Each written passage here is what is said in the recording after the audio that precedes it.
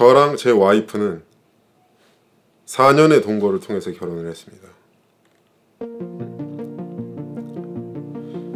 사회가 그렇다 보니 여러분들한테 편하게 미리 말해주지 못했던 점 정말 죄송스럽게 생각을 합니다. 좀 이해를 해주셨으면 좋겠어요. 저는 로맨티스트입니다. 저는 로맨티스트예요. 내 입으로 이런 말하기가 좀 그런데 뭐 이벤트, 우리 와이프한테 이벤트를 많이 해준다거나 꽃을 많이 사다 준다거나 뭐 선물을 자주 준다거나 뭐 그런 로맨티스트가 아니에요. 나의 로맨스는 가족에 있습니다. 가족의 번영, 가족의 번성, 화목한 가정, 좋은 아빠가 되고 좋은 남편이 되는 거, 그게 나의 어떤 나의 모든 인생의 소실점에 가 있어요. 내 인생의 목표는 거기 있어요. 나는 그게 로맨스라고 생각하기 때문에 로맨티스트라고 표현을 하는 겁니다. 네이버지도 괜히 믿고 한번 써봤다가 이 중요한 날에 왜 괜히 엉뚱한 내비를 써가지고 늦어. 진짜 심각하다. 심각해 진짜. 나란 녀석, 진짜 나란 녀석도 아깝다. 녀석이란 말도 아깝다. 진짜 나란 이런 개. 정말 어떡하냐. 리허설 시간이 이게 망정이지. 이게 본 행사였으면 어떡할 뻔했어. 정말 가서 석고 대제를 해도 모자랄 판이네. 왜 이렇게 거칠어. 어때, 나 괜찮아요 오늘? 네? 패션 괜찮습니까?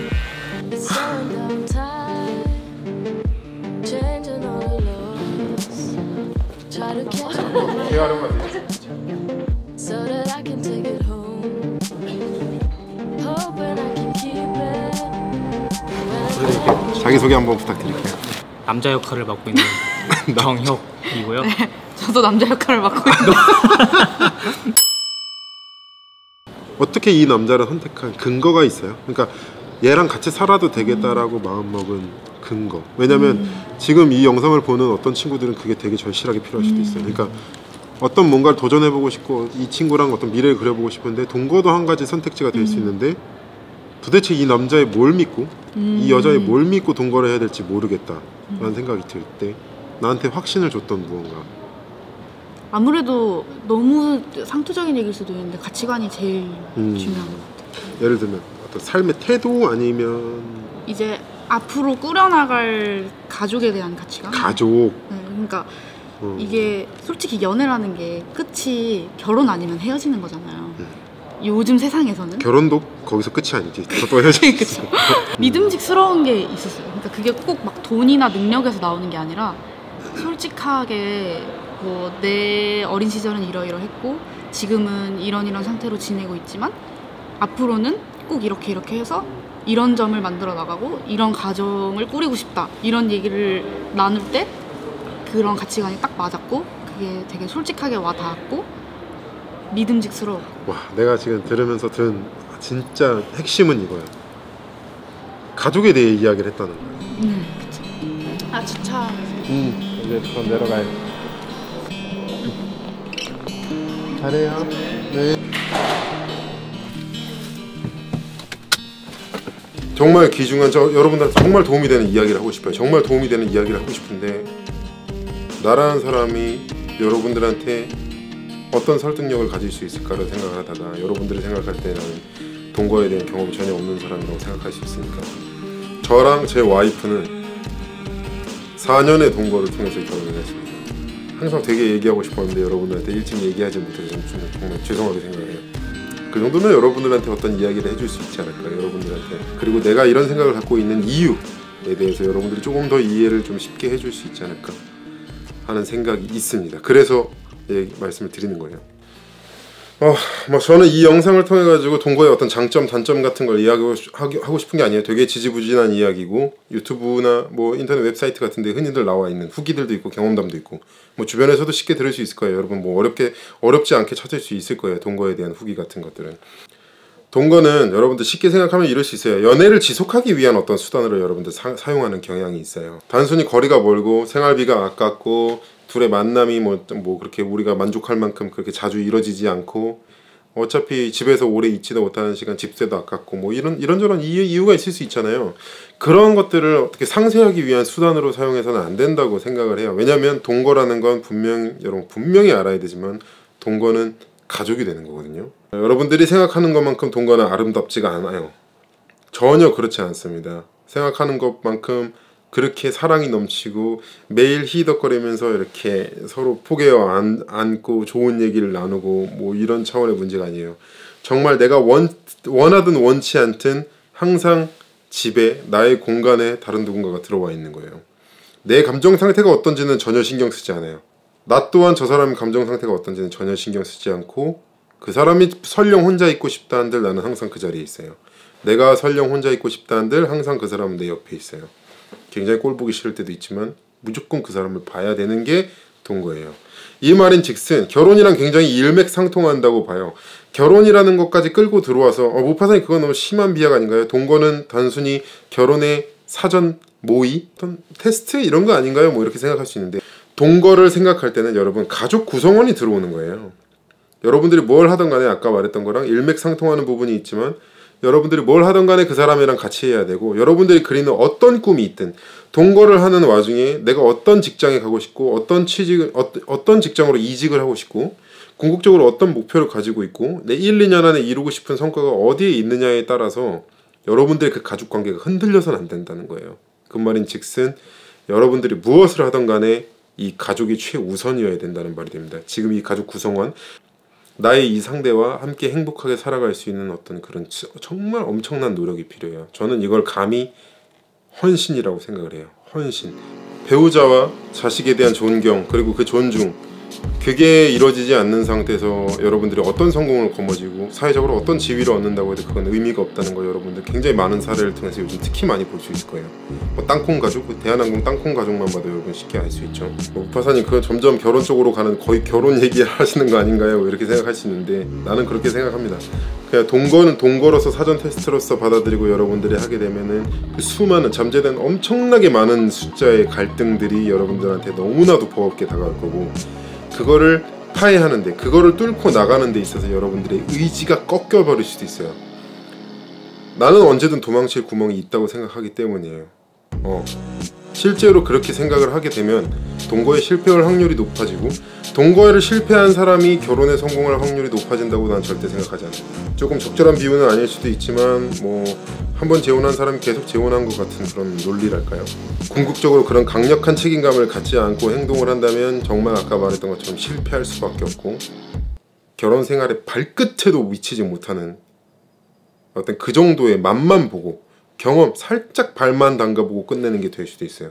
거기서 뭘 얻어요? 여러분들 뭘 얻을 수 있다고 생각을 해요? 난 아무것도 얻을 수 없다고 생각을 해요. 그런 자세를 가지고 있는 사람이 있다면 지금이라도 당장 동거를 고려하는 것을 중단해야 돼요. 절대로 진행해서는 안 된다고 생각을 해요. 실패의 쓴맛을 실패는 성공의 어머니라는 규칙이 동거에서는 절대적으로 여러분들 맹신해서는 안 되는 규칙이기도 합니다. 여러분들이 실패함으로써 뭔가를 얻을 수 있다고 생각을 하고 그 실패를 두려워하지 않는다면 여러분들 정말 파국으로 갈 수도 있어요. 물론 그렇게 거의 모의 결혼이라고 생각을 하고 행동을 하고 책임감을 갖고 열심히 했지만 실패할 수도 있겠죠. 당연히 실패할 수도 있지만 정말 뭐 그냥 실패하는 거랑 그럼에도 불구하고 실패하는 거랑은 굉장히 큰 차이가 있잖아요. 우리는 그렇게 동거를 했고 나랑 우리 와이프는 그렇게 동거를 했고 8년 9년 여태까지 그렇게 살고 있습니다. 치열하게 싸우고 있어요. 아직도 양보하고 아직도 이해하고 아직도 받아들이면서 살고 있어요. 아마 100년 전쟁이 될 것 같아요. 뭐 무슨 영국이랑 프랑스가 뭐 누가 영국이고 프랑스인가요? 뭐 갑자기 어디 무슨 역사 공부하는 뭐 역사 전공자가 뭐 이상한 소리 하지 마세요. 여러분들 항상 명심해야 될 거는 환경이 동거를 하도록 만드는 것과 동거를 선택하는 것에는 굉장히 큰 차이가 있다는 걸 꼭 명심을 해줬으면 좋겠어요. 내가 단순히 지금 어떤 점이 힘들고 동거를 하면 많은 게 해결될 거라고 생각을 하는 그런 어떤 아니란 생각들이 여러분들 정말 인생을 망가뜨릴 수도 있어요. 반면에 동거를 정말 이용할 줄 알고 이 사람과 정말 치열하게 끝장을 보겠다는 생각으로 살아가는 사람과는 정말 결과물에 큰 차이가 있을 거예요. 절대로 가볍게 생각하지 않았으면 좋겠어요. 그냥 같이 산다 아니면 헤어지지라고 생각을 하면 여러분들 내가 포기하는 것들 내 와이프가 포기하는 것들이 정확히 맞물리면서 우리를 화목하게 만들어주는 것뿐이지 천생연분이라는 건 존재하진 않아요. 만약에 지금 이 순간에 동거를 고민하고 있고 동거를 계획하고 있는 분들이 있다면 나는 어디까지 할 수 있을까라는 거를 가장 먼저 생각을 했으면 좋겠어요. 여러분들 생각하는 거면 그렇게 맞는 사람이 없다니까요. 맞는 사람이 없어요. 어디에 맞는 사람이 있어? 뭐 누가 맞는 사람이 있어? 아, 가족은 잘 맞던데요. 뭐 우리 엄마랑 아빠랑 살 때는 잘 맞았는데요. 그 사람들이 본인들을 배려한 거라고는 생각을 안 하는 거지. 이건 여러분 기분 나빠도 할 수가 없어요. 팩트는 때로 아프거든. 중요한 건 상대방이 나한테 얼마나 맞는 사람인가가 아니야. 내가 정말 어디까지 내려놓을 수 있느냐지.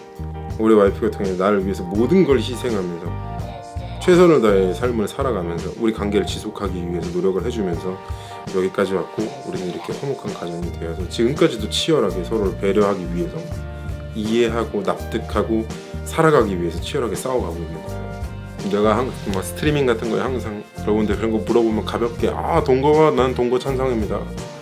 너무 무책임하게 그냥 내 입장만 그냥 툭 던져놓는 것 같아가지고 좀 죄책감이 있었어요. 걱정도 좀 됐고. 그때 나한테 그 질문을 했던 사람은 지금 하고 있을까, 동거를?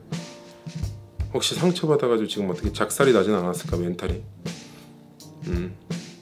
몰라, 이걸로 내 가슴이 좀 후련해질지는 모르겠는데 아무튼 여러분들이 좀 유의했으면 좋겠어요. 설령 지금 동거를 하는 친구들이 아니더라도 나중에라도 높아짐입니다. 그때는 나랑 다영이랑 나랑 제 아내가 알지 못했던 것들 여러분들은 알았으면 좋겠어요. 여러분들은 알고 상처받지 않았으면 좋겠어서, 실망하고 무너지지 않았으면 좋겠어서, 그래서 이겨낼 수 있었으면 좋겠어서 하는 이야기예요. 정말 여러분들 잘 됐으면 좋겠습니다. 어떤 연애를 하든 간에 어떤 사람을 만났든 간에 어떤 시련을 겪든 간에 여러분들 상처받지 않고 여러분들 스스로 강해지면서 좋은 인연이 있다면 여러분들 정말 궁극의 목적지까지 갈 수 있는 그런 좋은 사람들이 다들 되길 바랄게요. 내가 해줄 말은 여기까지입니다. 더 이상 해줄 말이 없어요.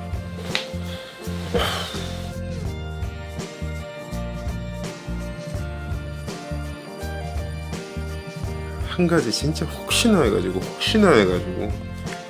여러분들이 보통 이제 동거라는 것을 생각을 할 때 동거라는 사람들은 좀 가정에서 소외되고 정상적인 케어를 받지 못하고 조금 이제 동떨어진 생활을 하는 약간 좀 아웃사이더 같은 기질을 보이는 친구들이라고 생각하기 마련이에요. 좀 그런 사회적 시선이 아무래도 없지 않아 있죠. 사실 우리도 공개하지 않았던 이유가, 나는 사실 동거라는 걸 수치스럽게 생각했다기보다는 우리 와이프 보호 차원이었거든요.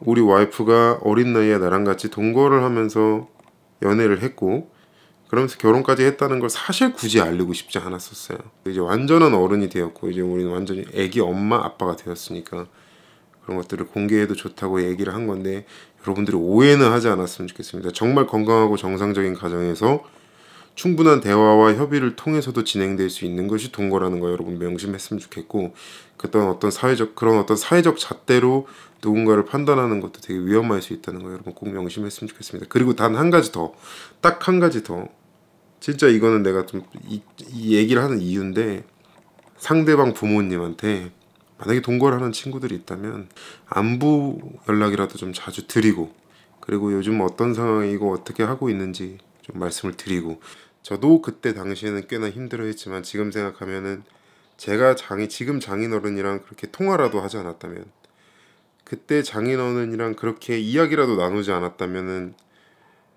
내가 과연 지금 고개를 떳떳이 들고 있을 수 있었을까라는 생각이 많이 들기도 합니다. 나도 이제 딸 키우는 입장에서 끝입니다.